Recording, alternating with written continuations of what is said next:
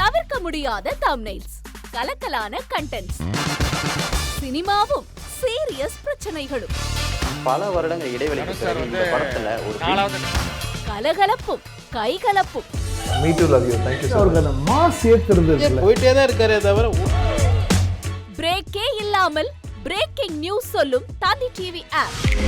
Insta தலைமுறை வரை இறங்கி அடிக்கும் தந்தி டிவியின் டிஜிட்டல் எக்ஸ்க்ளூசிவ்.